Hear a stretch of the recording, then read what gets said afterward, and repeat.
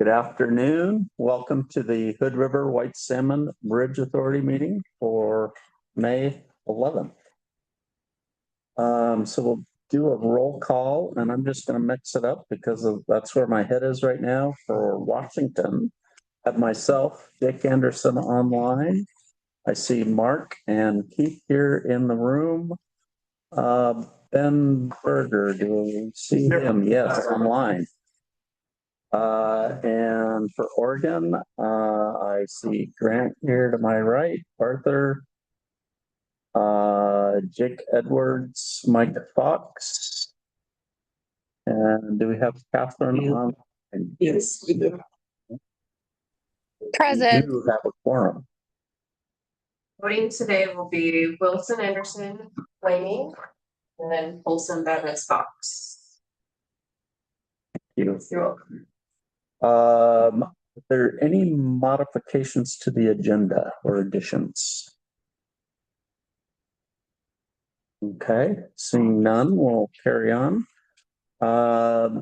Board meeting minutes for April 27th. Any comments or discussion on those, or? They're inspirational.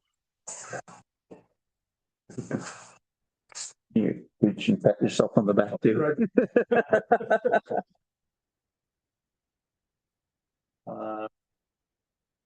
To adopt those as approved. I would so move. Second. Okay, we have a motion and a second to approve. Those in favor? Aye. Aye. Opposed? Motion carries. Public comment. 3 minutes per person, and if we have a lot of comments, we'll cut it off at 30 minutes. We do not have anybody here in the room. Is there anyone online? That's the cursor. Oh, just nice. Seeing none, we will move along. Executive reports. Do you have anything, Grant? One thing we've met with HRWSBA last Thursday. Time is abstract for me right now. I have very little sleep. Yeah. So we've been working on getting that build grant reimbursed and got the schedule commitment from FHWA to work on that over the next couple of weeks, to work with staff to get that done. So they should get together, get their schedules aligned, work on it, and hopefully we are able to get everybody aligned and get that approved within the next couple of weeks. That's all I got. And this is the final payment that closes out that grant Right. that's been hanging. Mhm. Okay, great, thank you. I do not have any comments at this time. Mr. Shannon, would you like to go through your report? Yeah, we continue to coordinate on the treaty MOAs. FHWA is supposed to go through with us this Thursday the outstanding items that will allow them to sign the Umatilla agreement. So hopefully once we understand what those steps are, we can give you a better idea of when they would be able to sign the Umatilla agreement. We did also ask FHWA to provide us with a schedule for delivering the MOAs, given that those have a requirement of starting construction or an NTP to construction. So we said optimally that by the end of the year, with worst case scenario being the completion of our RFC plans. We talked to them about the fact that, although the in-water work window is in October, that we need NTP for construction in the early spring in order to be able to do pre-buys and things like that. So that's why the end of the year would be ideal for us. We also talked about a scenario of escrowing the money so that they could go ahead, if we weren't to that point at the end of the year, they could go ahead and continue those conversations, but allow us to go into construction. So I would say they seemed to be on board with that. So we'll see how that plays out over the next few months. But they are the lead agency when it comes to getting those agreements. It is a government to government requirement. So, Step in there. I think the other major change that happened during that meeting was that they set a price for each of the tribes for mitigation. And they also set a goal for payment terms. Yep. And as you may remember, there was basically whatever we agreed to. Agreement terms. Basically, the notice to proceed to construction, to Kiewit or the construction contractor, the completion and opening of the new bridge. Yeah. And remove, then the third one is remove the existing bridge. What does it mean that they set a price? They say like a cap or a? We can talk about that number in an executive session. Okay. But that's the first I've heard of that. That's. Yeah. And so that sets a parameter for all negotiations. That's the proper term. And the payment schedule. And they're sharing that number with the tribes. We'll continue to work on the CDS money with ODOT. We're in coordination with them to get that agreement finalized. As soon as we have that agreement finalized, we can check in with Rob. I see he's online, but as soon as we have that finalized, then we can move forward with some of the appraisals and other items once we have that CDS funding agreement secured and finalized. I don't know, Rob, if you've got any update from ODOT on the CDS agreement? No, I do not. Have you heard anything? No. No, I would hope that they would CC me, but you never know sometimes. No, we haven't heard anything either. So, okay. Send something out. Let's send something out this week to you and check on it. Yep. We're getting closer on the bridge monitoring. Kiewit was out last week, making some final, repairs to things. I think the tide sensor is now in and, installed. So we should be getting close to having full baseline data coming in. There's some conversations going on around the test pile program. We need to get with our insurance folks as well as our legal folks related to that and sit down and have some conversations related to that to make sure we're all on the same pages on that, how that would proceed. So we'll start those conversations in the next week or so. Nothing new on the BIP fiscal year 26. Everybody's still waiting. So we have not heard that. We're doing a lot of outreach and Dan will probably update you on that. Push our point and make sure our project is its top of mind for as many people as possible. So that's going well. Just ask a question about the VIP, Bridge Investment Program. Is that, that's a congressional appropriation funds from U.S. Treasury, right? It's not gas tax. It was from IIJA. Okay, so it's not gas tax I don't sources. believe So the it's current gas tax discussions have nothing to do with. I don't believe so. Mike, Jim, do you have other? yeah, a portion of the BIP funds were provided through the Highway Trust Fund. So those are funds that are generated through the gas tax. I think I'm assuming where you're going here is a suspension of the gas tax and what the impacts might be. I'm guessing you're watching that. I mean, I think it remains to be seen. I mean, there is a balance currently in the Highway Trust Fund highway account. So in theory, that program can continue to operate. It really is going to have a down the road impact because you're going to lessen the amount of revenue going into the trust fund. I think the highway account right now is projected to become it technically doesn't run out of money anyhow, but run out of money in FY 2028. So it has some time to run. So it has a longer term impact. But that's only for a small portion. There's a big part of it that's funded through advanced appropriations. This is kind of technical federal budget minutia, but That's why we got you. yeah, I try. Thank you. We are starting a coordination on our next cost schedule risk analysis. You'll hear us call it the CSRA. It's our next estimating process that we'll do with FHWA. Repeat again, it's the what? Cost schedule risk analysis. Thank you. So we will do that with FHWA. It's looking like late July, early August. So tomorrow we're starting the planning of that, of getting people pulled together. So that process will get started. That'll get us the latest on our 60% plans, where we are on the cost of the project.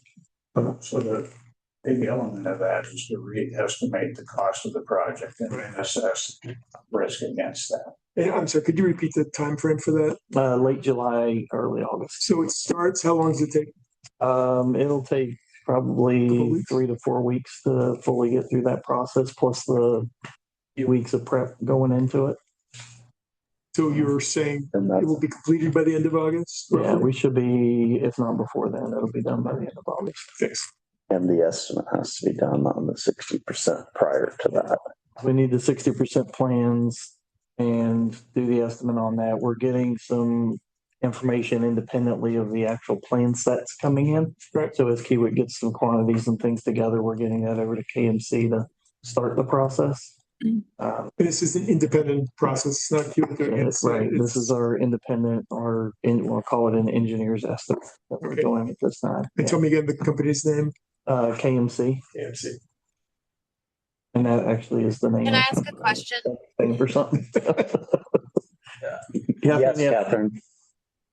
Is that limited to the engineering construction committee again, or what commissioners will be involved in that meeting? It would be limited to 3 commissioners, so we will need to determine the 3, whether we want the same 3 that participated last time or a different 3. So when the estimate is prepared, is that then shared publicly or what is? Yeah, well, so it'll be up is- to you to whether you want to or not, but yes, you could do that.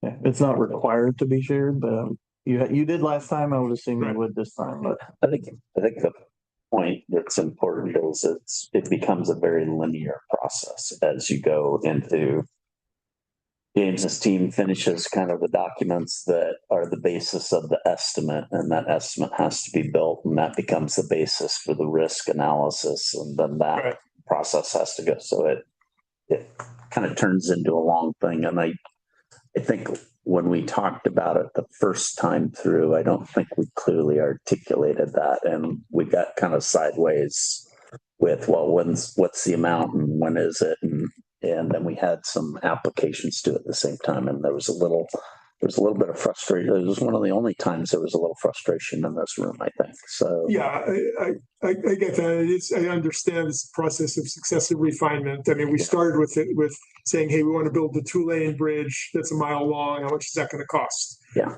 Very generic, and then started to fill in. It's like, oh, wait a minute, there's a river underneath it, and oh, wait, the river's this deep, and so I get it. Yeah. Oh, and it's got fish in it. It's got fish in it. Yeah, and it has tribes that have treaty rights all around it. Yeah. so Sorry, one more question. I apologize. Is it going to be refining the 30%, or are you going to be creating a new? Remember how we went through all the risk items? Is it going to be refining that, or is it going to be creating a whole new document? I'm just wondering. It will be, well, I mean, it'll be a new document, but it won't ignore what was done at the 15%. So it will build on what was done there, but it will be a new estimate based on any changes or design progression modifications that happen. So the process will be a little different this time as well, because we don't currently, unless something changes in the next few weeks. Right now, we're only planning to have KMC do the estimate. Typically in this process, you would have the contractor estimate it and the independent estimate it, and then you would get together and negotiate that. Because we don't have full funding, we've decided to put a pause on the contractor doing that part, because it's a pretty substantial amount of effort to do that. So until we get the full funding of the project, then we would bring them back in and go to that dual process. But if we don't have full funding between now and then, we will do more of like same process, but only one side of it. So we'll do it internally for the authority, and then Kiewit will be involved in just providing some input or review from a contractor's point of view, but they won't be doing a full detailed estimate and stuff. But to Catherine's point, it builds on what we've already done, not starting over. Correct. It'll build on the KMC side that they did previously with the updated plans as information to inform that. Because the 30% one was the first one where we had detail at the level of there's this much steel between these two piers. Correct. Yeah. Yes. So Yeah. obviously you'd still be using that unless you change the design. Correct. And there's a risk component to it, right? So we'll go back to our risk, reevaluate the risk, update the risk registers, make sure we've got the probabilities of those incorporated back into it appropriately. So there'll be that risk variation will be involved in it as well. Go back to what you said, it's more advanced than what you're saying. So there will be takeoffs made, rebar. Yep. The formwork system. And you have actual drawings that have progressed. I understand, but you start with, when he's talking about that it's a refinement of the 30%, you're starting with the fact that 30%, this is what we had, and we filled in all these details, but you start with a page that has this stuff on Able it. to reconcile actually if there's any significant changes between the two. Thank you. All right. That's all I am. All right. That's it. Oh, so is Mark, I don't see Mark on. He is, I think that's the green, Mark, is that you? Where'd he go? I am green. There you are, green. In terms of the legal report, my assistant has been out, and so we'll get that to you. I think it'll be tomorrow or the next day. We've had some activity with some minor items, but the last 2 weeks have been mostly just smaller issues, and we're continuing to work on the assignments that we have under contract, particularly for the governance committee. You have a presentation for us at the end, so we'll just keep moving through it until we get to that. Thank you, Mark. You bet. Hello. Government relations, I see Jim.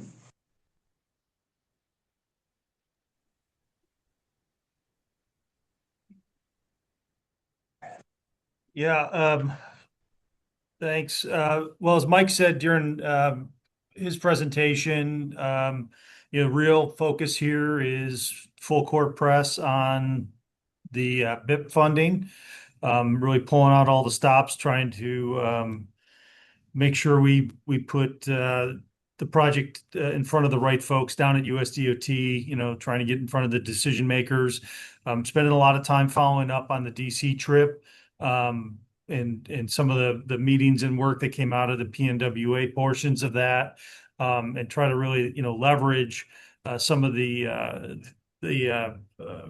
industry groups out there, some of the folks who are at PNWA, so working with the river users, the UAS industry, ag, fruit growers, really trying to get them to reach out to key folks at DOT as well as people in the delegation to communicate the importance of this bridge getting funded. So really trying to, look under every rock we can here to make sure that all those folks are weighing in on our behalf as we go forward. We also, just one thing I wanted to flag, and kind of goes into the conversation that we had earlier about some of the funding pieces. One of the things that's happening here in the next week or so is the first committee's about to consider reauthorization of the IIJA, or at least the surface transportation portion of that. The Transportation Committee is expected to try to move that through committee next Wednesday. Not clear what that means for the BIP program at this point. I think obviously there's a lot of demand there and a lot of interest in the program. But there is this debate about, the limited amount of highway resource dollars, highway trust fund dollars, as well as, what they do with the advanced appropriations moving forward. There is a big push to go from a discretionary program like the BIP program to more formula driven. But I think there's an acknowledgement that projects like ours and even larger projects are lumpy. They don't fit into a formula-based program. So how do you deal with that? So something we're going to be tracking is if there's going to be an effort to continue to fund, whether it's BIP directly or some other program where the bridge could be eligible in the future in the next reauthorization.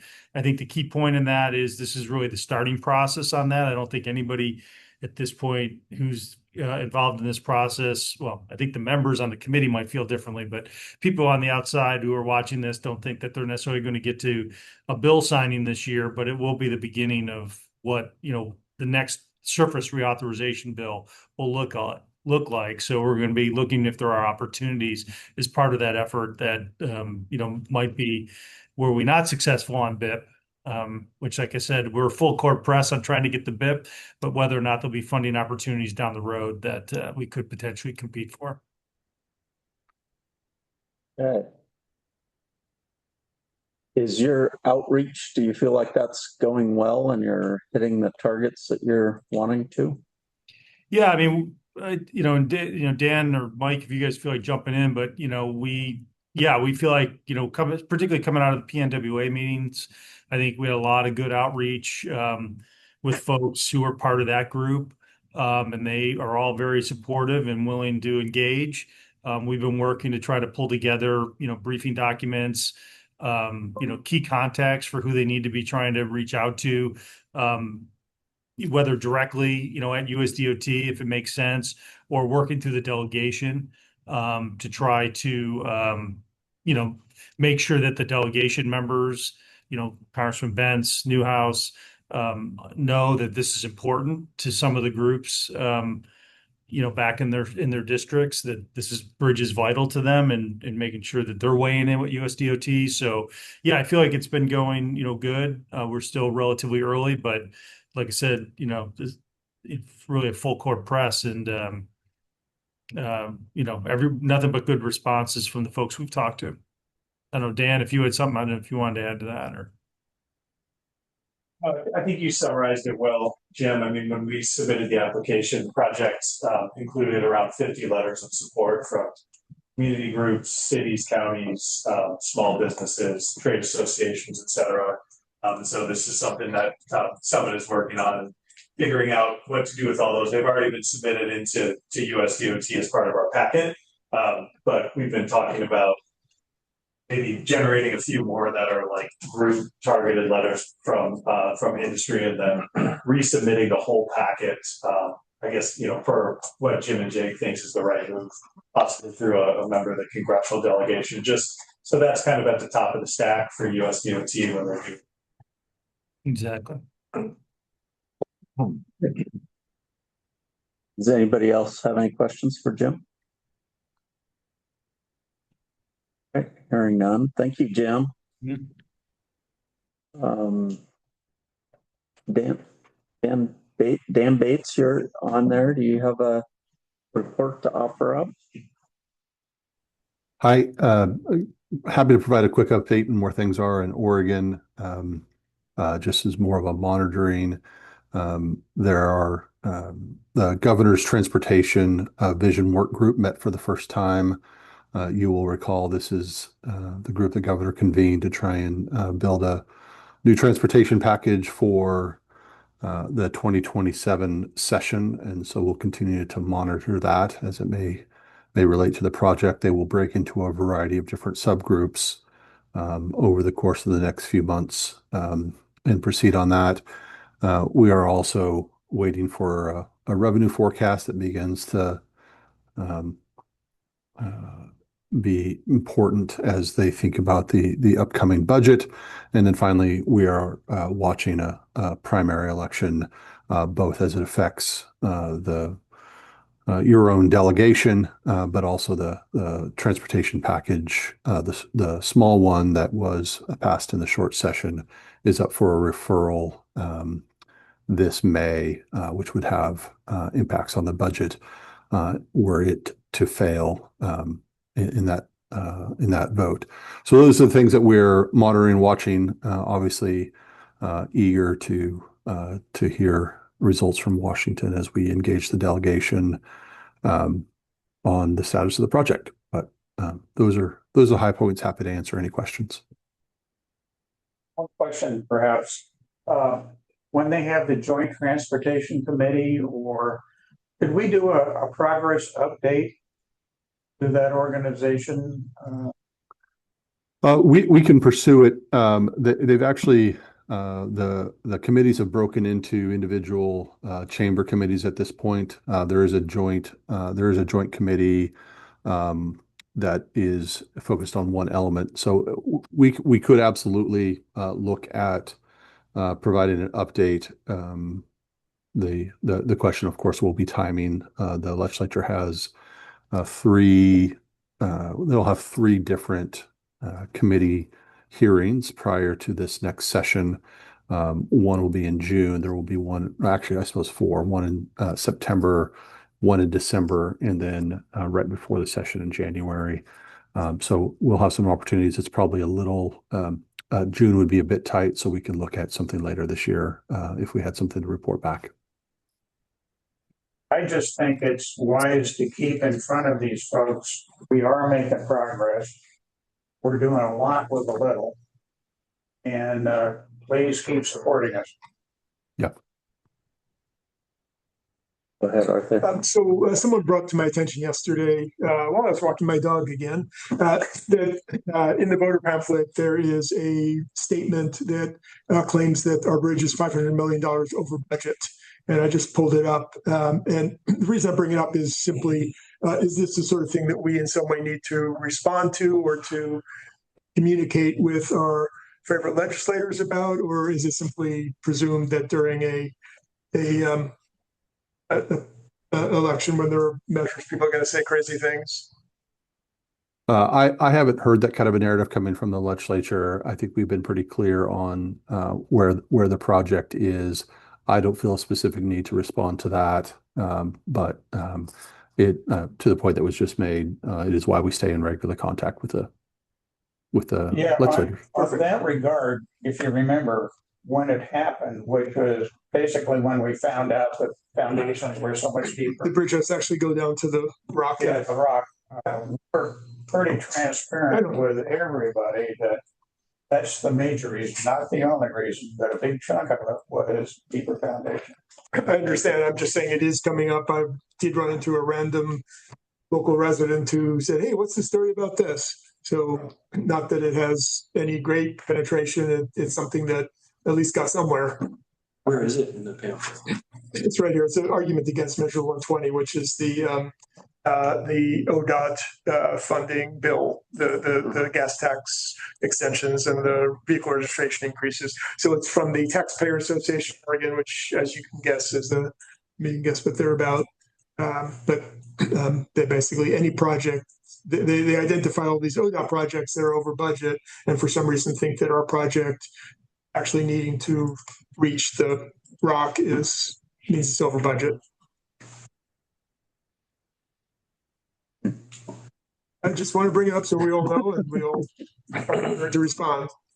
Well, I think that's why it's important that we keep our data up to date, and periodically we got to keep this project in the news. We're making good progress. We're doing a lot of stuff to hold the cost down, and I think we ought to be sharing some of that. At one point, I was going to ask in your previous explanation, when you talked about going into the costing process, engineering cost estimates, you know of nothing yet that's been discovered through the geotech. You told us last month that there's nothing that had come up which would increase costs, and you've still seen nothing like that, right? Yeah, there's nothing that's been a significant increase in costs. We've done a lot to drive down some costs on it, so I don't expect any major differences. Yeah, we should just keep repeating that each meeting. Yep, we're paying attention to the pricing. Later on, we look at pricing every month with indices. Yeah. And so far, there's a couple of that are up, but not significantly so. We're not building the bridge out of oil, are we? Takes I know it's Answer the simple answer is yes. at least I don't think it's plastic. Ben, I noticed you turned your camera on. Did you have a question or a comment? Thanks, Eric. Yeah, I don't know. I tried to figure out where the hand button is, but I couldn't find it. This is something that came up recently in one of our funding and finance meetings was the tort claims modification that we were looking to have prior to going to construction. I just wanted to see if that was still kind of slated for one of the upcoming legislative sessions, and if we had, just make sure we didn't lose track of that. Yeah. So it's Mark, comment on that? It's a Dan Bates. For Dan Bates. Yeah, I'm happy to from our end, which is it is still absolutely on our radar. It'll be a conversation that we would we'll seek to have in the 27 session, and we'll be engaging the both the trial lawyers as well as legislators around it. All right, thank you. I think that's it on government relations. Dan, Mar, anything else we should be touching on there? Brad Boswell's not on. Is he? I didn't see Brad. I didn't see him there. I think, just a comment per Brad's latest report, the Washington state filing deadline has passed for the August primaries. And so we're kind of seeing how the state legislative races are starting to form up. It looks like he didn't mention District 17 or 14, kind of the two that are most relevant to our project here. So it seems like maybe not as much action there as other parts of the state, except for at the federal level, Congressional District 4, which is Dan Newhouse's seat currently. Of course, he's retiring, not running again. The number of candidates are up ballot, I think 8 to 10 total folks. A couple looks like have kind of a head and shoulders lead on fundraising. So all that to say, in the next Congress, we'll have a new representative district on this side of the river. Okay. All right. Thank you. Let's go on to partner updates. Rob, you had a short comment. Anything else to add? No, I mean the PCR you guys submitted, people are still looking through it, so that's related to the CDS funding, I think. All right. Thank you. Caroline, anything? Sorry, I have a hard time finding the buttons to get the information about the fair. It's kind of a little late to find people. That date doesn't work for most of our people, but we're looking at bringing maintenance to be there. So we'll have a booth. Okay. Thank you. Kevin Greenwood.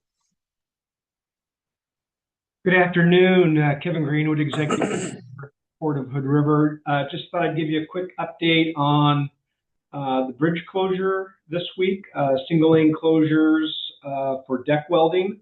That's going to continue on all week from 8 a.m. to 4 p.m. We got quite a bit done last week. But one of the things I did want to just let people watching this session is to remind people traveling over the bridge to not attempt to do like a 18-point turnaround to get out of the lane of traffic to go the other way. We've had almost a dozen examples of frustrated motorists attempting to turn around on this substandard bridge, and it's a recipe for disaster. And so just a reminder that we're working as hard as we can with our flaggers and our welders, and really trying to keep the environment out here as safe as possible for them. So we are anticipating that we're going to continue through until 4 o'clock this Friday, but if we do get done early, we'll make that announcement. And then just also wanted to let everyone know that we do have a nighttime closure on May 27th and May 28th. That's 12:30 in the morning. So that's very early May 27th and very early May 28th. That's 12:30 to 5 a.m. on those 2 days, and that's for bridge lift training. We do have some new employees, some new management, and so we'll be working with Janney and Elsner and the Panatrol folks to conduct some training during that time. So anyway, just wanted to get that on your radar, and thank you for your patience during this deck welding period. Thank you, Kevin. And I promise I really didn't curse too much about you as I drove over today. At least no one could hear me because it's not in the car. Going back will be another story. Well, I'm going back after 4. Well, my desk phone is on the website, and so I think a lot of the stranded motorists have found that, and so I have been fielding some phone calls this afternoon too. I use control. I saw 2 guys playing chess. Or they're sitting there. I got through 3 different games. Wow. That gets us to our consent agenda, invoice approvals. Well, from an engineering construction point of view, we did look at the Hewitt invoice during our session. We checked it. I believe we gave our consensus was we're good with it.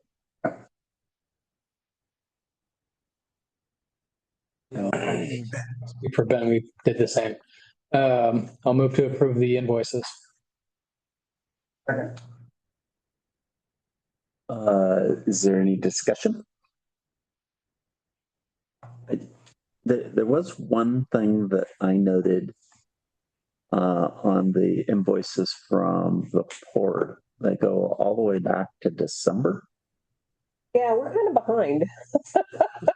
We got caught up. Okay. Hopefully. All right. And we're going to try to stay caught up. Okay. I actually have another position in the port budget that will start July 1. So if everybody can hold on with us through June 30th, we're going to hopefully be getting some relief starting in July. Well, it's okay if you want to take it to 2030 to give us an invoice. It demonstrated very consistent effort in the labor through there, and it spooled up right as we got busier, so it seemed very consistent. Thank you. And that new person's not the same one who's going to be operating the lift.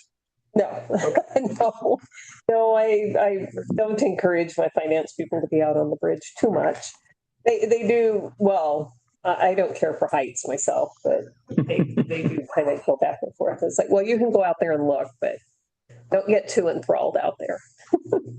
So we have a motion and we have a second. All those in favor? Aye.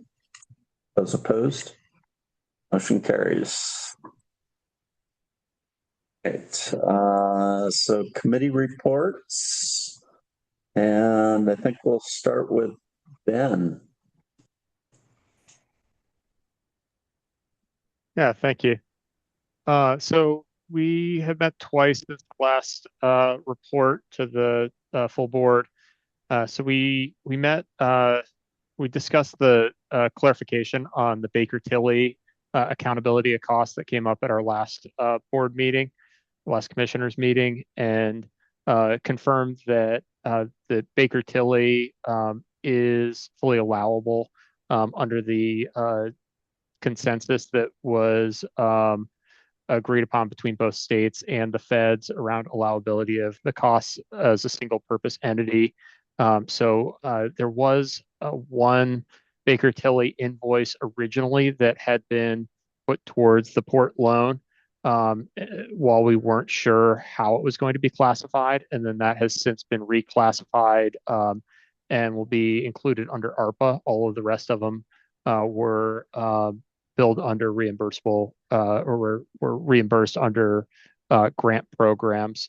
So that kind of speaks to some of the questions that we had at the last commissioners meeting around whether or not that new scope of work would be allowable. And so I think that's we were able to get a clear answer on that. We did also, we've asked staff to give a full accounting and a detailed ledger for the Port Hood River loan. So that is not complete, but that will be updated. It looks like in a favorable direction based on the reclassification of some of those invoices for both Baker Tilly and for the TIFIA loan process. So CDM Smith, there was a large invoice that was paid initially under the Port of Hood River loan that was able to be reclassified to another reimbursable grant program once we received the determination that administrative expenses could be reimbursed.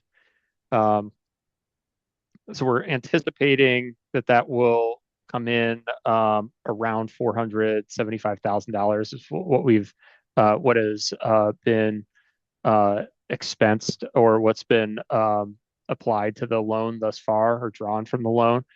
So that would leave us over $500,000 remaining on the loan.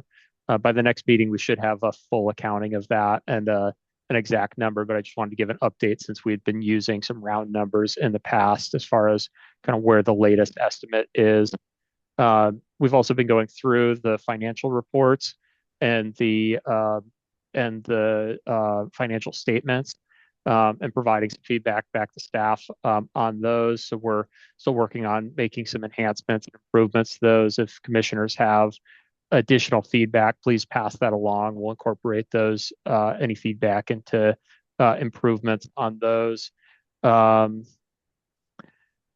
We've been getting updates on tolling and ConOps. Sounds like that group has been making progress. We're expecting to see a first draft of their report to the F&F committee at our next meeting. So probably be about a month before we'll see it at the full commission or later, depending on what the feedback looks like. But that is moving forward. The same thing with the TNR study and the TIFIA process. All that is in process, and we've been monitoring it. That's everything I have on my list. Grant, Mark, do you have anything to add?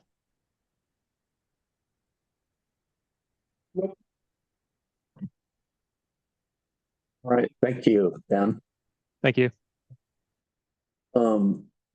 Mr. Fox. Yeah, engineering construction, we've talked about some of them already as far as invoice. Every month we look at a series of escalation indices, and we reviewed the current ones this time.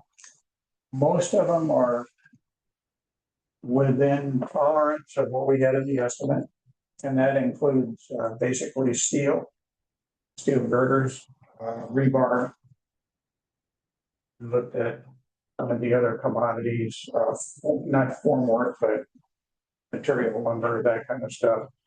The only one that really took off, as you would expect, and we all know, is diesel.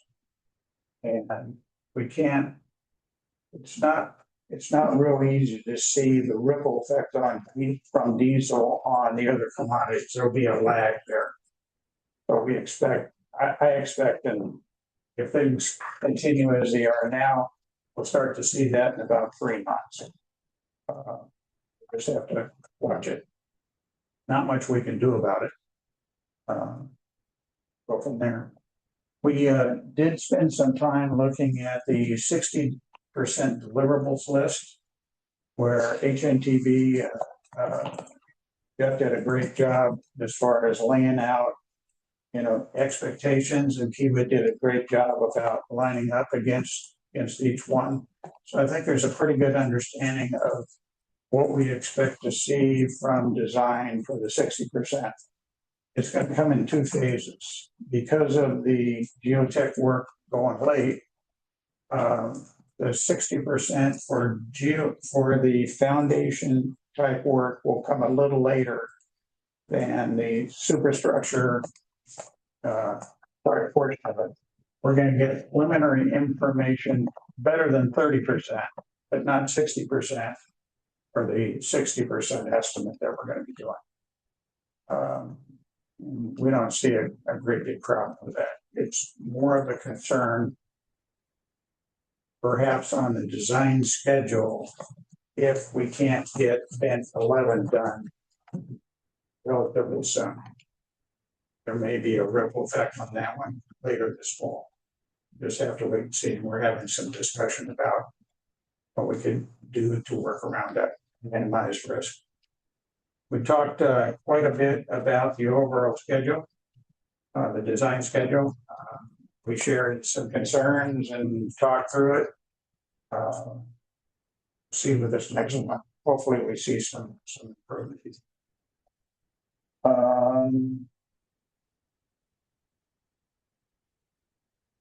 We started to go through the engineering reuse feasibility study, but we kind of ran out of time on that. And then we did have a closed session that we'll be sharing with the committee during an executive session. I'm guessing next time or the time after. Yeah, we haven't scheduled one for that. Yeah. And a report. Did you have anything other? No, Okay. I think you did a great job. Thank you. Yeah, if you have a moment, definitely pull up on the SharePoint the indexes of our inputs. Because going through and looking through each of those indexed values, they're all pretty much almost at even to the numbers almost 2.5 years ago. Yeah, almost exactly. Yeah, except for diesel. What you don't see there is that that's the actual indice for a commodity. Yeah. There's another plot in there that plots our estimate escalation we had. Oh, right. So we're monitoring these values against what we had in the estimate, and so far most all of them are still below that curve, which theoretically means they're underrunning a little bit. Yeah. So I think if you project out that it's going to continue to eke up for another 12 months. So the other ones who be right aren't seeing this or haven't looked in the SharePoint or seen this data, I would encourage the others to do so as well. I think the key thing to take away from that is the cheapest way to get this thing done is get it done. Mm-hmm. Okay. Thank you, Mike. So, Arthur, we go. Governance, anything you'd like to? Yeah, because what happened is because last month started on April Fool's Day, that got our meetings reversed somehow. Okay. No, but anyway, so the only two things that we talked about, it's really the same report I gave, that we had our first meeting on the port right of way, and we had a response for the communications committee that wants to know what they should call alternate commissioners in communications, and we said they should be called commissioners. All right. That's succinct. That's it. Thank you. Jacob Edwards, I think I saw you up there. Hi, everybody. Commissioner Edwards asked me to step in. He had to step off for a work call. I got to attend my first committee meeting, so it was very fun. We discussed at length the career fair that's occurring. Myself, I know for sure will be stopping by, as well as Commissioner Edwards. So we do encourage as many commissioners to attend as possible. That is next Thursday, May 21st. We also discussed the federal advocacy plan, and there's been quite a bit of follow-up from our amazing staff on ensuring the correct people are emailing and touching, doing that virtual touch to various individuals, and then having a game plan around that. And then we had a brief about the website as well. And so those are the three main topics that we discussed at our meeting. Any questions? All right. Thank you, Catherine. So I think we're down to action items. We don't have any unfinished business. First one is permit fee. There's a motion in the packet today just to authorize staff to make payments on some of the permits that are coming up. So as we get into the permitting process, everybody has a fee that goes with the permits that you apply for. Most of them are they're not huge amounts. So they're kind of fixed price, or they're priced at each, stage that you go through. So In order to just make that a little more efficient in making those payments, what we were asking was authorization. There's no authorization for staff to spend money. So this is an authorization for us to pay specifically those permitting fees. No single amount more than $10,000. That's based on the largest one that we know of. Right now, that would be a single ask, and then a max of 60,000 without coming back to the board for additional approval. So that's generally the motion. So we've got Hood River County. We made a big one last time, which was the Army Corps, which was a separate one for 63,000. So we've got Hood River County, City of White Salmon, City Hood River, DNR, BNSF, and state lands are all ones that will be coming up that we'll need to make payments to. So that was the purpose behind the motion, was to allow staff to quickly make those fees and make payments. And we'll use the we will use the authority credit card to make that. The authority credit card to make those payments. This is something that you and I kind of discussed about there's just a whole bunch of these fees. A lot of them come in multiple pieces. Generally, when Christie's submitting something, then they need the fee right then. Just seemed to make sense. We have them all in the budget. Let's approve them so that we can keep that permit process. And I think Grant and I talked about it a little. This seemed to make the most sense. So Catherine might have her hand up. I don't know if that was old or new. Catherine? It's new. Is there is there any permits that we might not want to apply for at this time until we have for sure BIP funding? Or is all these permits needed, in the next 6 months? And second part of my question, where are these permits being funded from? So first question, we are moving the permits forward in order to be prepared for an October construction start date. So as we progress that forward with the anticipation of a BIP award, if we find out that we're not going to get a BIP award in time to make that October date, then yes, we will have a conversation about and bring back to you which permits would have an expiration date that would be shorter than what our time frame would be, and we'll come back and make a recommendation on which ones should be paused. But right now, we're progressing all of them in order to make sure they don't get in the way of us going to construction should we secure funding. And a good example would be like the Hood River County permit takes, 9 to 12 months to run through the process. So you kind of have to. You got to you have to keep it moving. Yeah, until we know that we can't make the October 27 date for sure, we have to assume we are in order to not to have permits impacted. So that's the way we're progressing that. So. And where are the funds coming from? And most of them are, all of them I know of right now are reimbursable. So they're either coming from Oregon, Washington, or ARPA, but one of the federal grant or state grant sources, not from the port line. At this point, line item wise, we know what each fee is going to be. We have an estimation. Yeah, Christy gave me a list of what. That's how I came up with the 60,000. It gives us a little bit of room, but she gave me a list of potential fees, estimated fees of what they would be. So yeah, we generally know what they are. And nothing over, you said 10,000. Nothing individually over 10,000. That's why I put the max of 60,000 and no individual over 10, just to. That way we have limits on what we're allowed to do. I try to keep those to what I expect you guys would limit us. So I figured you'd want some kind of single limit and some kind of total limit. So I would suggest that whatever we agree to, it becomes just a standard report to funding and finance. Sure. Yeah, and we'll work with the chairs when we make the payments and keep the funding and finance and others available, informed of it, and you'll see it when we make the payments to the credit card. Right. So there's other times where you'll see them. It was just more for efficiencies of being able to make them. Right, but in terms of the reporting, it has to be more than to funding and finance because it has to get in the public record. Budget line item. Right. Comparing budget Chris. Actual. Yeah, actuals, budget amounts and reconciliations and all that. And these are in our PCE, our project cost estimate. So we have an assumption for these fees being in there. And we always have the option with 24-hour notice of an emergency meeting to just get on Zoom and approve everything. If we needed to, yes, we could do that. Yeah, You're saving us from having to do a Zoom meeting all the 3 time. times. Yeah, in the multiple next quarter. times. Yeah.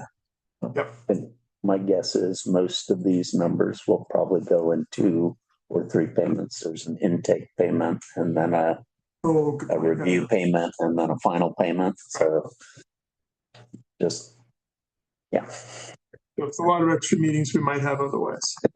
Yeah. Right. Mike, is there a reason that these can't be billed just directly under the HNTV contract and paid kind of through normal course and included in the monthly HNTV invoice? Yeah, I think you said, but why can't they just bill directly to HNTV and then them pay them? I think most of them, and Christy would have to weigh in exactly on this, but I believe because the agency is the applying agency, not HNTV, it needs to be paid by the applicant, not a secondary source. That's right. The applicant pays for most of these, so we need to have the authority's name on somewhere. Thank you, Christy. Okay, thank you. That's kind of what I figured, but I wanted to ask. Is there any other discussion?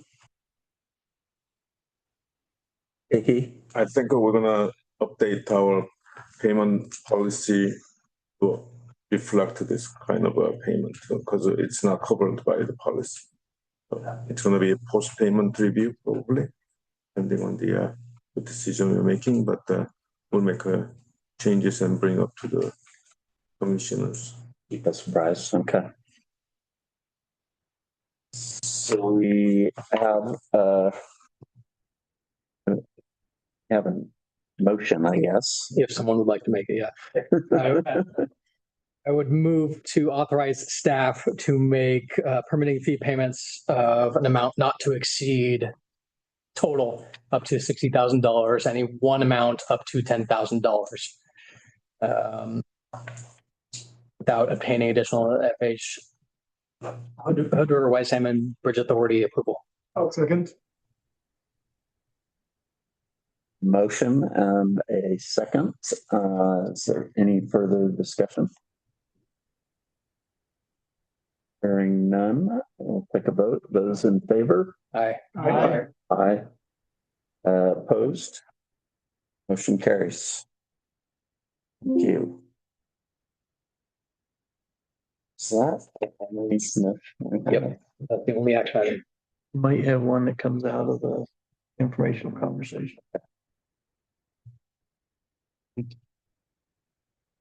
Serious. Why don't we get right into the informational item? You want me to start? Yeah, I was gonna say, you want to take it on? Yeah. So this is kind of a discussion item. We were approached 2 weeks ago by the city of White Salmon to sign a letter of support for a grant application for them that is seeking grant funds to further their effort to create the bluff trail network that will tie in with the bridge ultimately. And Grant and I kind of put our heads together and said, this is consistent. It's part that was talked about in the RAISE grant. It's consistent with what the bridge is doing. So we went ahead and signed that. At the same time, we discussed that, we probably ought to have some sort of policy or at least a discussion on how we should approach those. So one, we've done it and I'll take the hit, but I did it. But it seems like so that we do know what we're doing going forward, that we ought to at least have a discussion on how we should approach those types of things. So that is the information behind why this is on here. Yeah. And just looking for some general discussion on, and I don't know what other agencies do. I know we had 50 letters of support on our grant application.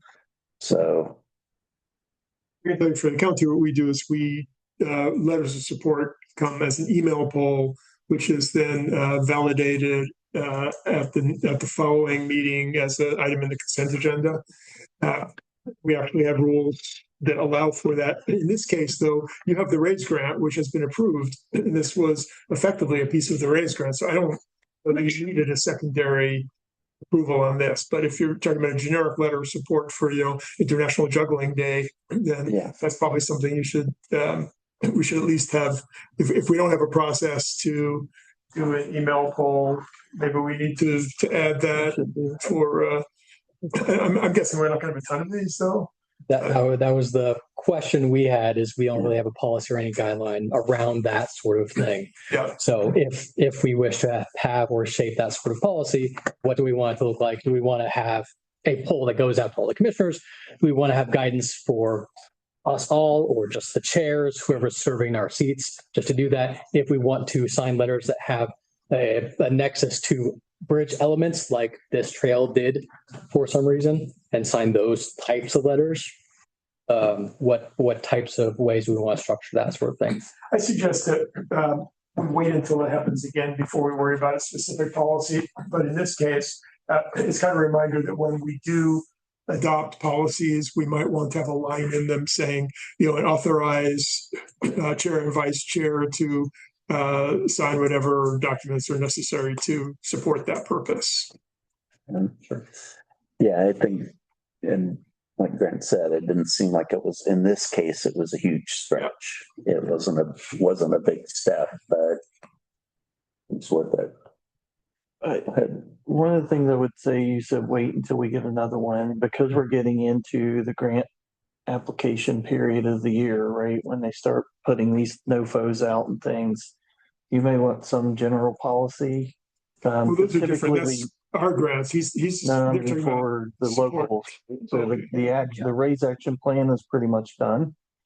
So I could see with Safe Streets for Alls or additional RAISE construction grants or coming out, that typically people send you, hey, can you send me a letter of support? So I need it. I would make a motion to authorize our chair and our vice chair to sign whatever letters of support are consistent with sign letters of support for our RAISE partners in whatever way is consistent with the purpose of the RAISE grant. It would be helpful because we may get more. We may get more of these. If someone could second that, I want to be done with it. I'll second that. Okay. You don't like that? There's a motion and a second. Okay. Well, that's what I'm saying. Deliberation, do you not like that? Is there any further discussion? Do we want to limit it to the RAISE grants? You brought up the RAISE grant, so I solved that problem. You want me to solve another problem too?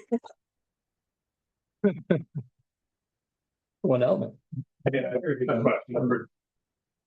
This deliberation time. Question is, whether there are sideboards over what levels of grants folks are seeking, local, state, federal, something for consideration. Mm-hmm. But these are consistent with the RAISE grant. That's why I limited it to that, because we know who our RAISE partners are. We know anything that they're working on is something that's come out of that process that we've been involved in. One, a dynamic with providing letters is if there are two institutions, City of White Sand and City of Bingen, going after the same dollars at the state of Washington. Right. That has to be considered. Same thing with federal, whether one asks and one doesn't, just all fodder for thought. Well, and I think there's also the idea that the Bridge Authority is really a single purpose entity. How far do we want to go to do that kind of letter of support thing? And I think part of it that makes it confusing for me is I know when we've asked, we've gotten wonderful support from all sorts of entities looking to support our effort. And how do you kind of worry about making it really narrow, and I don't know how to put an umbrella around it. That's why I kind of agree that if it's with this one grant application kind of a thing, which is the trails coming onto our bridge, okay, we can support that. if it's anything other than that, like we want a grant to go build an airport terminal, I think that needs to come back here and see what we want to do with it. Do you want to broaden it a little bit more than just being race centric, in that if somebody wanted to make an improvement on 14 that supported traffic getting to the bridge? So it may be a little broader than just rate, but anything that supported the project. I'm trying to keep not it limited simple. to race. If there are other examples, I'd like to see a couple of them before coming up with a solution to it. In terms of Dan's issue, this didn't obligate the chairs and co-chair to sign something. It authorized them to do it, which means that they could use their judgment to determine if there was a potential for conflict and raise it to us if there's, if they're uncomfortable, if there may be some implication, even under the very narrow guidelines of this motion, then they can raise it to the board. And like we just talked about, 24 hours, you get an emergency meeting. I keep thinking if there's someone looking for some sort of grant funds to do an improvement on the river that above or below the bridge that's looking for it. And that would start to get to be more of a general ask, but it's a lot more. I generally, because I've dealt with so many thousands of these things. It's frustrating the degree to which people make their last minute actions your problem.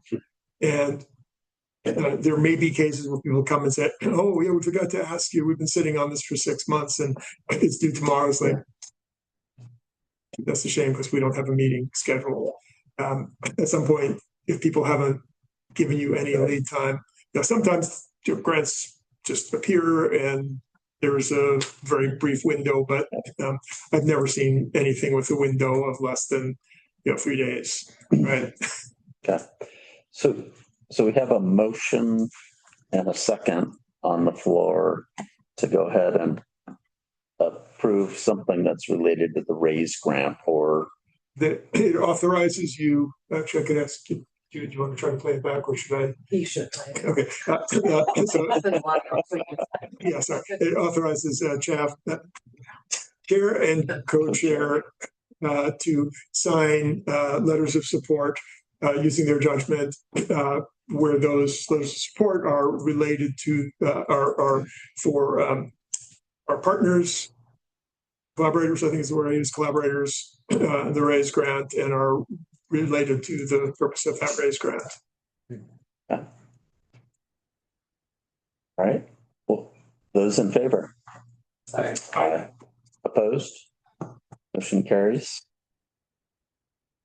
So I guess to kind of sum that up, I think that maybe gets us over a hump right now. And there may be another hump, but we'll have some examples and we can craft a better solution then. Probably resurface again. When you got a couple of examples given to me, I'll come up with something new. Right. Can be. Thank you. Career Day. We have updates on that. Yes. So Career Day is 1 week from this Thursday, the 18th, starting at 9 o'clock in the morning, going until 2 o'clock in the afternoon. We are working through kind of late logistics, getting everything squared away. This morning we sent out update emails to the schools. We expect 200 to 250 total students, as well as also went out to presenters. We've got about 22 groups that plan to table or do demonstrations, bring equipment, etc. So that's a mix of unions, contractors, small businesses, local and state agencies, and other organizations that are involved in construction and infrastructure.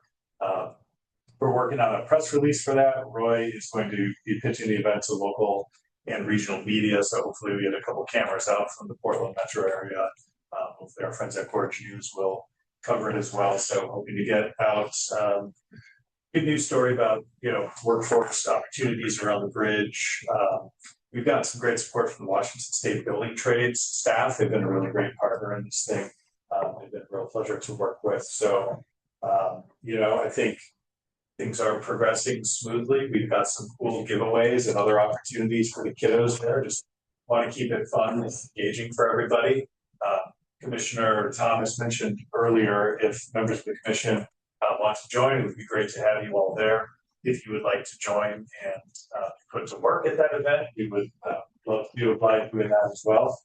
If you come and help out, drop me a note, and Chad and I are gonna kind of coordinate what everybody's roles are day out, but we'll make sure it's fun and engaging.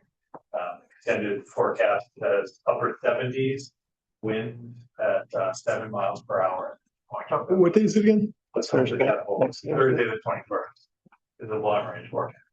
Yeah, that's like really. I thought you said a couple of weeks out. Okay. It means you can interpret it to your best advantage now. We've gone around, we went to Home Depot this morning over in the Dalles and talked to their general manager. And I think they're gonna come to the party as far as small tools and gifts and whatnot. They want to know how many were we looking for, and I said, well, if we have 200 kids, I'd like to be able to give away 100. And they didn't even try. So I think they're going to come to the party pretty big. We're also talking to the lumber company right up the hill on the other side. They're going to come to the party. Tomorrow I'm meeting with Ace Hardware and then Pratt Electric. Yeah, meeting with them.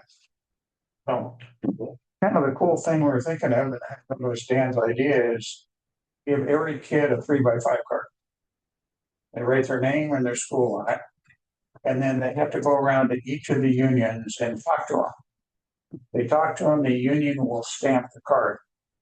And once they get a number, which we've got to decide, maybe it's 10, they can take that card and go throw it in a box. And then several times during the session, we'll call out names and hand out gifts to them. I will offer that credit to Tahi, who came up with the idea of a clear day passport. 3,000 construction stickers showed up on my porch this weekend. Just make sure the crap don't give them more than that. Yeah, well, that'll be the commissioner job. Smart kid's gonna be passing $5 bills out to get four stickers. All right, Commissioner, thanks for doing this. I think it's going to be really good for the community. So can we have photographers online to make sure we get the appropriate material that we can use to let the administration know how construction creates jobs? Yes. And there's going to be construction equipment brought in. We've got a pretty good sized crane from American. Barnhart is coming in, American's coming in, Kiwa's bringing some stuff in, Sand and Gravel is bringing something. I think Caroline can confirm. I think WashDOT was maybe bringing something over. ODOT potentially is going to bring something. Hood River County is providing some orange cones. So the port's participating. They're going to be providing the porta potties. So it should be a good event. So how much to get a ride? How much to get a ride? The unions are bringing their simulators. So if nothing else, they just come play on the simulator. It's worth it. So. Yeah, the one union up in the Tri-Cities that does the welding class is bringing a trailer down. Yeah, the bricklayers are going to have some bricks there, do some kind of on-site thing with brick. So I have to yank the engine out of my car. Will there be equipment there to do that? Yeah, you might be able to. Might not go back in. Yeah, maybe a little rough in the back end. Yeah. Thank you. Budget committee meeting in 45 minutes. Anybody want to talk about that or? I don't know that we have anything to talk about. Wasn't sure why it was on the agenda, actually. FYI. It's just an FYI, yes, 45 minutes. Okay. I thought today was our budget meeting. It is right after this. Oh, it has to be at 4 o'clock. Yeah. Got it.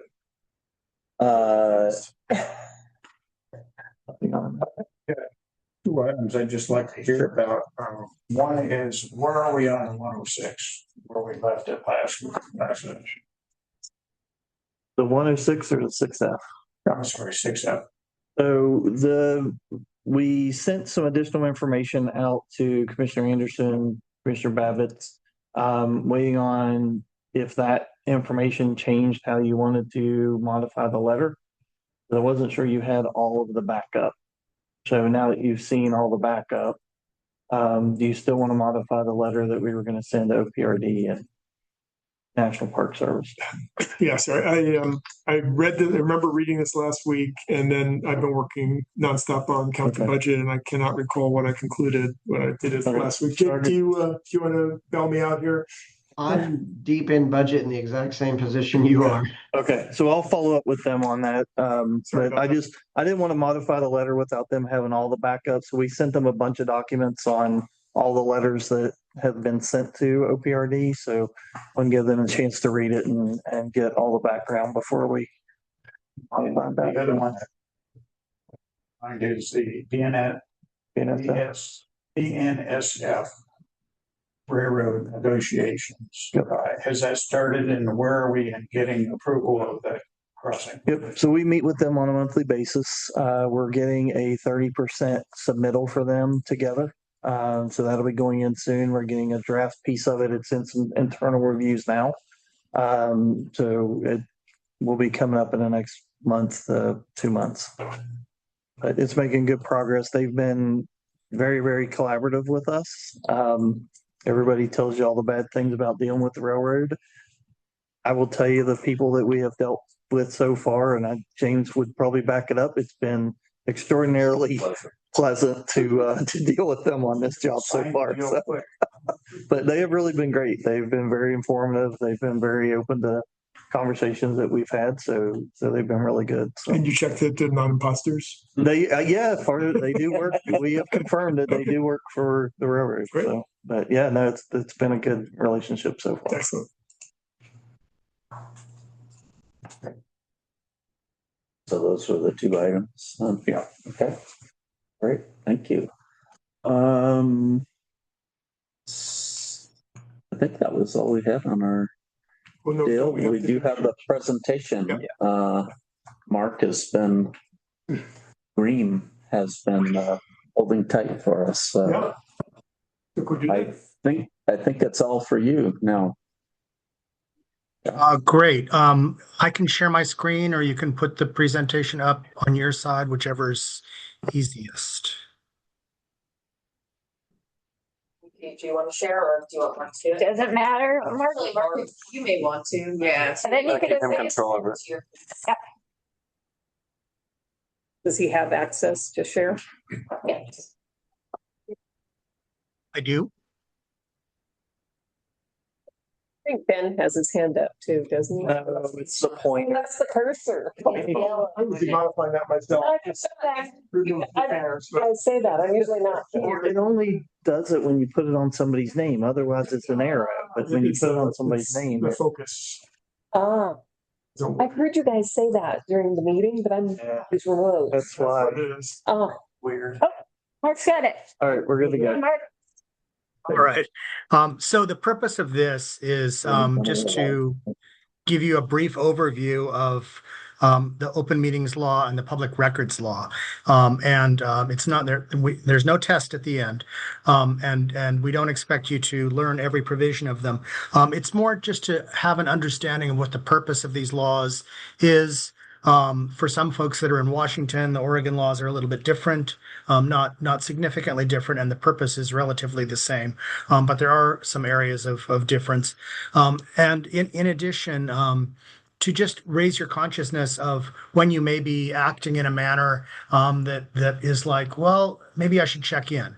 So we don't expect you to learn every provision of these, but do, if you run into a situation where this might where it might draw a question, reach out to your staff, or have your staff reach out to me, and we can weigh in on whether we should take some action on that.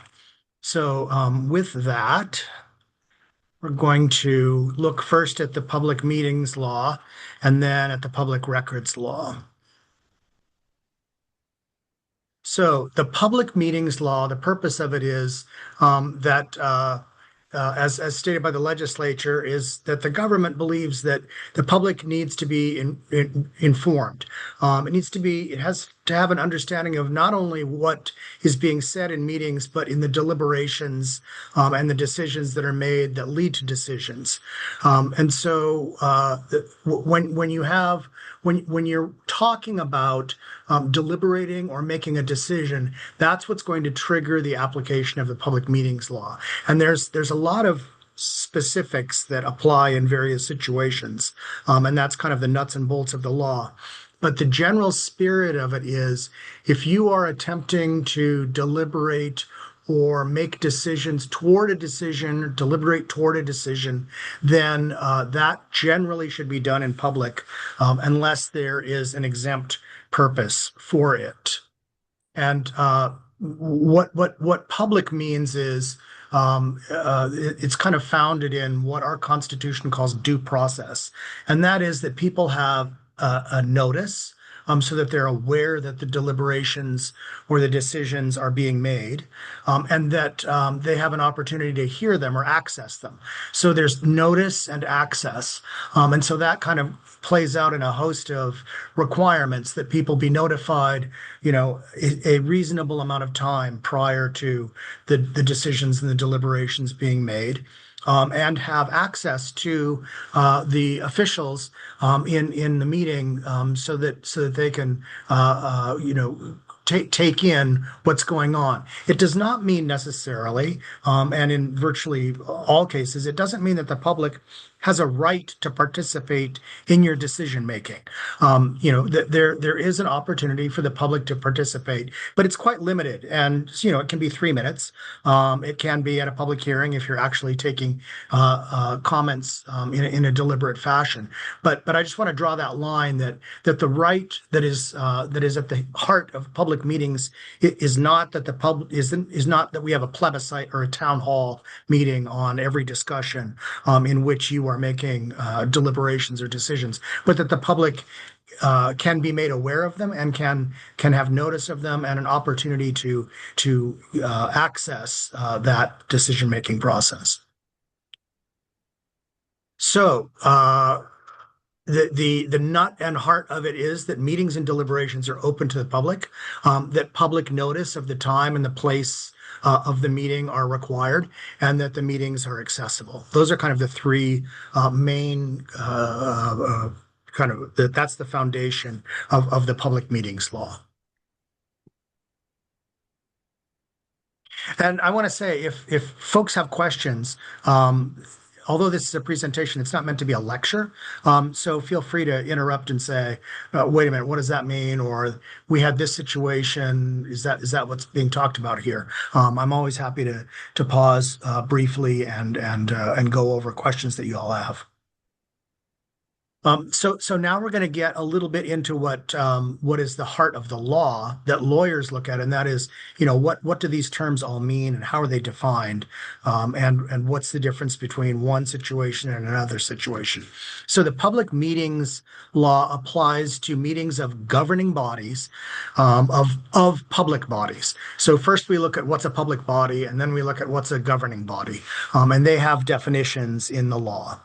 A meeting is a gathering of 2 or more people at which a quorum is required to make a decision or deliberate. And that's kind of not a terribly helpful definition because inherent in the law, it's not written down in the law, but as interpreted in Oregon court cases and by the Attorney General's office, every single gathering of 2 or more people has some kind of quorum. So the fact that you write in your bylaws no quorum is required for deliberation to take place doesn't get you out of the public meetings law. So the idea is that whenever there is some kind of usually a majority of folks that are the part of a governing body, whenever they are getting together for a decision or a deliberation, then that's a meeting. And that's when the public meetings law applies. Now, what isn't a meeting? So if you're not deliberating or making a decision, so for example, if you are simply going to, your career fair, and nobody's going to be talking about the actions of the bridge authority, or making decisions regarding the actions of, or even discussing, deliberating towards a decision, then you don't have a meeting, and you can meet, you can attend that because we're not talking about decisions or deliberations, or if you have social functions.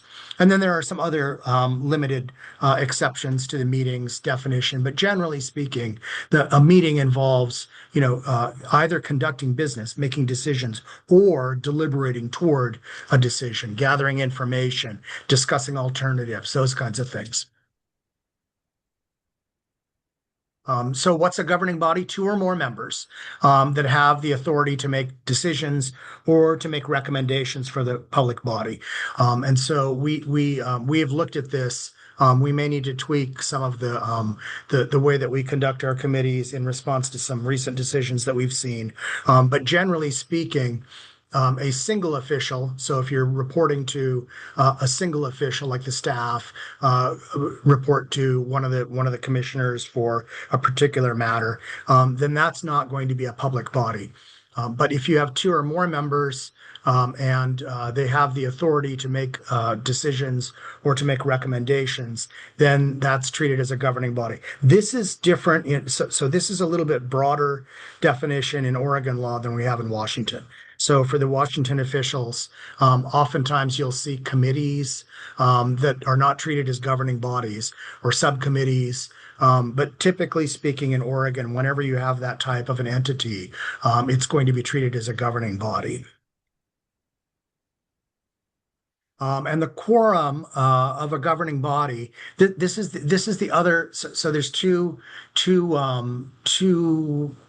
types of areas where the law is concerned. That there's the law that whenever you have a meeting,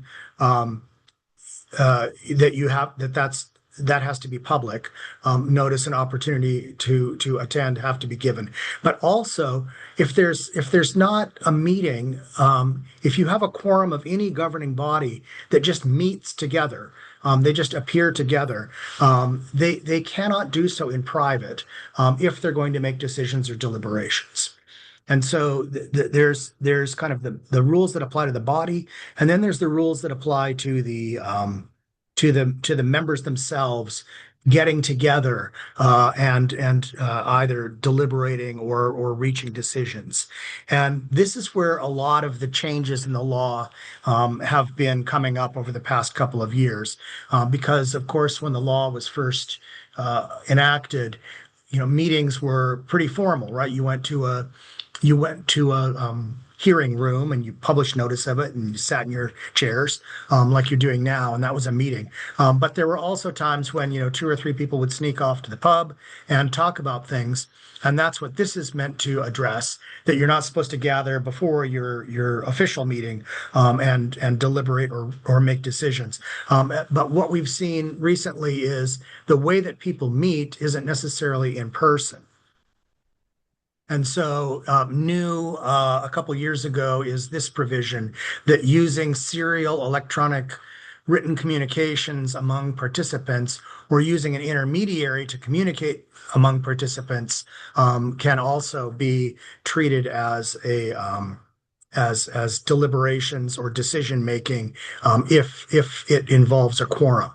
And so this is where you really want to be careful, because in Washington, this can be permitted. You can have the chair of the board kind of individually solicit people's ideas, as long as they're not, as long as there's not a quorum. But the idea here is, if you're doing it one by one and pulling up votes, particularly if you're saying I've got two members and I need a third for this, then you are in clear violation of the Oregon provisions that prevent this type of serial meeting, whether it's by phone, in person, by email, by texting. You're not supposed to string together a quorum to make a decision unless it's being made in a public meeting.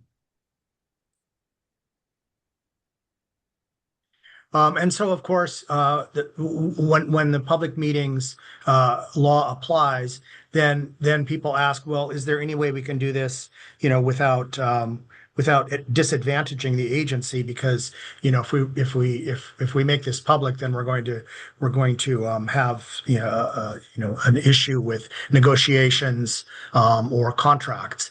And so there is available an executive session exemption, and the most common grounds for this are when we're talking about employment issues, real property issues, any issue when we get to talking about public records, any issue that deals with records that are not public, or when you're talking with your lawyers. Then you can generally discuss these types of matters in executive session. There are a lot of requirements that apply to holding an executive session in terms of publication, in terms of inviting members of the media. That's different in Oregon. In Washington, when you have an executive session, you do not have to include members of the media. In Oregon, you do. So Washington folks should know about that. And then the other thing is there's kind of a script and a very formalized way of notifying the public of an executive session, how to go into it, how to come out of it. And so if you're contemplating having an executive session, then make sure you tell your staff so that they can bring me in, and it's not complicated, but it is detailed. And then the other requirement of executive sessions is you can't actually make decisions in executive session. You can say, you can kind of hash it out, give everybody a chance to talk, and then say, are we ready to come out of executive session and vote on this? And if people say, yes, we're ready to vote, then you can come out, but you can't actually hold the vote in executive session and then come out and say, okay, we reached our agreement. You have to come out and say, we've thoroughly deliberated this matter, and we are ready to make a decision on it in public. Mark? Yes. Has any progress been made in recent years on definition of media? Or what is the current status of what advice do you give us about what defines media? I haven't looked into that, but I'm happy to do so. Mark, I've got a question for you as well. Yes. As an example, we talked about it earlier today, the Engineering Construction Committee typically goes through and reviews invoices. Yes. We look to ensure that the criteria for approval of those invoices are in place. And as we said today, we looked at a Kiewit invoice during the meeting, and each of us had a chance to talk. And we saw collectively that, and I don't want to put words in your mouth, that the criteria appears to have been met. And we were okay. I want to use the term carefully here. We didn't approve it. We kind of recommended that the board approve the invoice. Now, but you weren't a quorum. Correct. That's why we keep the committees to less than a quorum. So you brought it into public as soon as we had a quorum. And well, so the way that it works under Oregon law is the committee itself can be a governing body and treat it as a governing body. So if you have a quorum of the engineering committee, then you may need to hold that. You likely do have to hold that as an open public meeting. The way that we have attempted to structure it is that the engineering committee advises the project director, and the project director has some say so on it, on whether to recommend it to the full board. To the extent that we are not doing that, then we should consider whether to have the open meetings law, the public meetings law, apply to our committees. So that's something that I want to talk to the governance committee about, because it does require very, very careful, and it's a narrow exception, and it requires that you really do funnel things through the project director, and that the project director have some meaningful ability to include that in a report and make an independent judgment as to what was advised or discussed in the engineering committee. But to the extent that your committees are acting as kind of mini boards and then reporting straight up to the full board, then it's likely that the open meetings law applies. We've initially tried to structure the committee so that didn't happen, but if it's just too cumbersome and it's not helpful, then we may want to reconsider that. So that's something that we'll talk about in the governance committee. The second piece to this is during our E&C meetings, we discuss a lot of things design-wise. And we've been very careful not to say, do this, do that. We come out and we've said stuff like, to the project manager, we recommend you consider this. Now, So basically, what the rule is set up for is that the project director should be able to get information from staff or from people and make deliberations and then make an independent judgment on the information that has been collected and report that up to the full board. If you have and so to the extent that the committees are funneling their, and I don't want to use funnel in an odd way, but they're directing their deliberations and their advice to the project director, and the project director is kind of reviewing those and deciding what goes up to the board and what doesn't. Then you don't have an issue. If you're bypassing the project director and making your recommendations directly to the full board, then it looks much more like your committee is actually advising the board, and then it's likely that the public meetings law applies to the committee itself. Yeah, I think at least today we've done that in the E&C committee. Yeah, and I mean the issue with right. Yep. But we have deliberated in those meetings.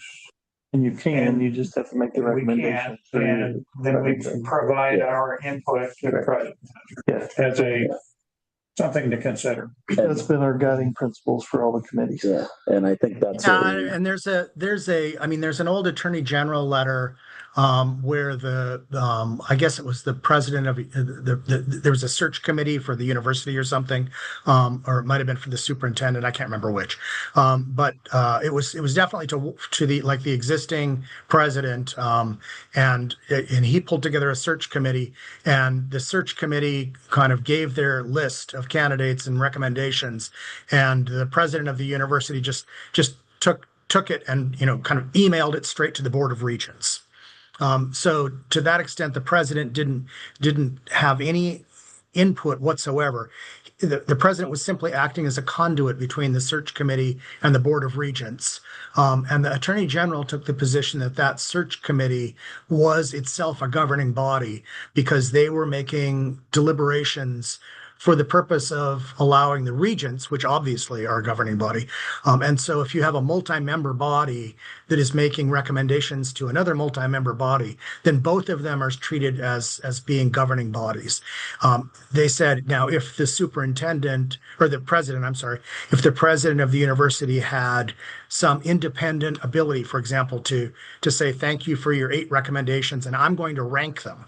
And then put them in order for consideration by the regents of the university, then that's enough of a break in the linkage to have some independent say so in the deliberations of somebody that's advising a single official to remove them as a governing body. So that's kind of what we've been trying to do, but there's not a lot of law on it, and so we just want to be very mindful of how that is structured under state law, and that we're not overstepping the letter of the law as well as the spirit. Mark, there was a question concerning the executive session provision that allows for members of the press to attend executive sessions, and the question was whether that applies to by state authorities like ours. Well, we are governed, our authority is governed by Oregon law. Thanks. And, I just wanted yeah, there's of all of the, this was kind of the first memo that I drafted for you. Of all of the provisions of Oregon law that apply to you, the one that you wanted was that you fell within the Tort Claims Act. And the way that it actually got written into law is that you actually are governed by every single provision of Oregon law except the Tort Claims Act. So Yeah, thanks for reminding me of that.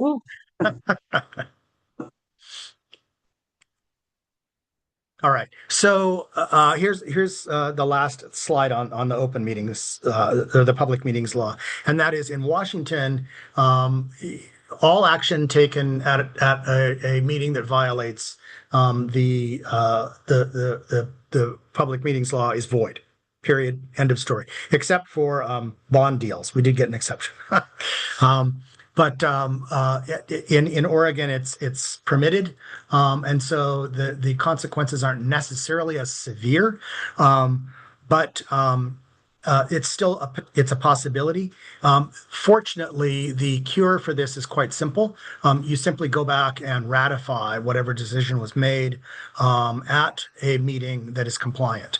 And so if you have a feeling or you are concerned that there was some kind of decision that was being made outside the purview of the public meetings law and that it might have some gray area or have a cloud over it, then you simply have another meeting at some point and ratify that decision in a public meeting that meets the requirements of the law, and you will have cured the bad thing. So if you have concerns about this, covering it up or burying it is possibly the worst thing that you can do, because it's very easy to fix these violations so long as we know about them and can act on them reasonably quickly. Before you move into the public records part of it, under the meeting part, it is not hard to find examples of public meetings where you sit there, you listen to the meeting going on, it sure seems like they already know what they're going to do, right? And that's what we're trying to avoid. And correct. I think that stinks. I'll be calling it out. I'm sure that all of us feel that way. But that's kind of at the heart of this, that the public gets to see us go through the process. And it may be messy because we haven't had a chance to all talk to each other, but that's part of the rule. Yeah, that's why we opened up with the purpose of this, is that folks don't want to go to a meeting and everybody walks in and you take the vote and you're done. They want to know how you came to that decision, and they have a right to do so. And on the media question, I just want to give some texture to it, because we actually, even at this meeting right now, we have two members of the media, in my view, one traditional media and one new media, both who are very active in this project and do a ton of research and help communicate to the public. So I would be personally presuming that they are both considered media. I'm interested in, I look forward to your explanation when you research that, of what definition we should use for that. I will dig into that a little bit more. I appreciate the question.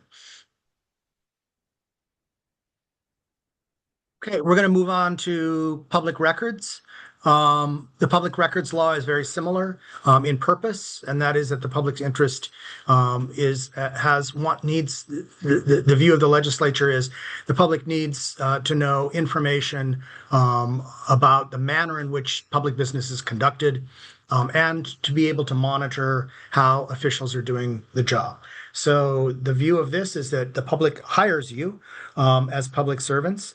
They may not pay you very much, but it is a job. And so they are the boss and have the right to review the information that you took into consideration in reaching decisions and in conducting business. And so the heart of it is that every person has the right to inspect any public record of a public body in Oregon that is not otherwise exempt. And the entire tenor of the law particularly in Washington. I think in Oregon, Oregon is modeled on the Federal Act. Washington's was enacted by initiative of the people, so it's a little more broad ranging. Unlike the public meetings law, the Oregon public records law is extremely extensive, and for public officials can be intrusive. There's a lot of ways to get into trouble in Washington. Oregon is a little bit more forgiving. But yeah, so the idea, generally speaking, is if there's a gray area and a judge is reviewing it, or if I'm reviewing it to see how a judge might consider it, all ties go to disclosure. So if it's a gray area and you can't decide whether it's a public record that requires disclosure or not, almost always a neutral judge is going to come down favoring disclosure. So disclosure is the default, and as with meetings, the press loves these two laws because this is where they, particularly since a lot of them have cut their budgets, they don't have as many reporters. This is how they get a lot of source material without having to pay for it, so you have generally speaking, a number of motivated people, not gadflies, but people who are in the business of reporting on these decision-making activities, and they can be very, very motivated to both insist on attending public meetings, making sure that decisions are made where they can report on them, and also to obtain access to records that form the basis of their product. So you just want to be aware of that. The other thing, just from a personal perspective, that you need to be aware of is, unless there is state law prohibiting disclosure, then you can disclose documents that are not exempt. And so let's talk about that very briefly in the next couple slides. First, you need to know what's a public record. And if you have any experience with these, and I think all of you do, it's a very, very broad definition. It basically is any writing, and that of course means any media, any type of form, whether electronic or physical, that contains information relating to the conduct of the public's business. So if you have an email on your government device where you're trying to figure out what's for dinner with your kids, or a doctor's appointment, then that's not going to be treated as a public record. But if it's all tied up together, then sometimes sorting through those and figuring out which is a public record and which isn't is quite cumbersome and tedious. And the people who are doing that don't always get it right. And so there's always the risk that when you're looking at mixed private and public messages, that it doesn't get perfectly sorted out. So just be aware of that possibility, and do public agencies request folks' personal iPhones to make sure that there's no texts on there that are public records? Yes, they do. So just be aware of that can happen. Here's what I was alluding to earlier, that there are times when disclosure is required. That's quite common. So if somebody asks for all records pertaining to this or that, then you're going to have to give them those records. There are times when someone will ask for records and it's not required. So the law provides some kind of exemption, but there's also no law that says that you can't disclose them. And in that case, there may be people on the board, there may be, or maybe the entire board, that says, well, we're not required to disclose this, but we're open and we're public, and so there's no reason not to. And they can choose to do that. When I staffed the Seattle City Council once, I prepared a couple of scenarios for a project that I was working on, and I finally got down to one, and I said, well, here's what happens if the absolute worst case scenario, and those types of, under Washington law, those types of documents are not, they're exempt because they're work product from the staff, and the theory was your staff should be able to work on product, and until a final decision is made, then it's not really a record. But the chair of the city council at the time said, well, the public should know about these possibilities. And he just provided copies of everything to the press. And the next day I was riding my bike in and I had the radio on my headphones and I heard, well, the council's own staff shows that we're going to lose $30 million on this project. And I just fell off the road because that was, of course, the worst case scenario, which didn't happen. So, but that's that case where disclosure is permitted and you need to be aware of it. And then, of course, you also need to be aware of when disclosure is prohibited. So there may be a state law that says not only is this record exempt, but you can't disclose it. And that's not usually in the public records law, right? That's usually somewhere else. It might be medical, it might be personal, it might be social security numbers, might be financial. And so in some of those cases, you absolutely are not supposed to disclose, and you need to be aware of those. And then the other case is, and this is pretty common, you have, it's not a public record, and you have entered into a contract with someone agreeing not to disclose it or to give them notice if you do receive a public records request. And so there's lots of different cases where it's not really simple. You kind of have to look through the scenarios and find out, do I have to disclose it? Am I permitted to disclose it? Am I prohibited from disclosing it? Am I prohibited by law? Am I prohibited by some contract that we've entered into? Or do I have to provide some process to someone else who might not, a third party that does not want to have it disclosed? Do I need to give them notice? And if so, have I laid off the responsibility on them to protest the request of that record? So all of those are quite common, especially in large public works contracting. And I know that the staff are very well attuned to those. But just for the commissioners, you should know that a lot of back and forth happens, and trying to figure out what can be disclosed and what should be disclosed and what shouldn't be disclosed can take up a lot of staff time. Mark, you just talked about staff time. What about the cost of review? Oh, it's terrible. Are we allowed to recover costs of review? It depends. I think you're allowed to charge a reasonable sum. It's not something that I look at very often, but it can be very, very expensive, and so you do want to be aware of that. In Washington, it's not so much the cost of review, although that's significant because we're starting to get pretty good filtering and storage and organizational software that protects most communities, most public organizations in this matter, but it's making a boo-boo. It can be per act, per record, per day type fines that can add up to hundreds of thousands of dollars, and that's certainly not recoverable. And so I think Oregon is a little less punitive in that regard if you are found to have been in violation of the law, but it kind of imposes substantial cost to comply.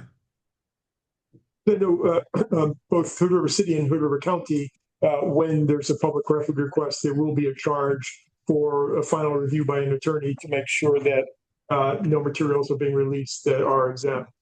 Right. And as you can imagine, it's not going to be viewed as reasonable that you simply toss all your papers into a bin and then hire someone to go through all of them every time, page by page, to figure out what's in place. Every time somebody tries to do something abusive, then the legislature or the regulations, the regulators or the judges come in and say, you have to make a reasonable effort to be efficient in terms of organizing and indexing your documents so that you're not crying every time that somebody requests them about how cumbersome it is to conduct that type of a review and produce what's compliant. Do we have a policy in place now about what the cost of that review is? Yes, we do have a policy. Yeah, we do. Yeah. It's website is Right. enough for. So before you just made a comment before that it's free people to get information. It's not entirely free. People should expect that there will be a cost depending on the sort of information. I mean, certain sorts of things are obviously not exempt, but if you're asking for information that could easily have exempt materials mixed in with it, there is going to wind up being some cost. And this is similar in Washington, but in Oregon, there are many exemptions to the public records law.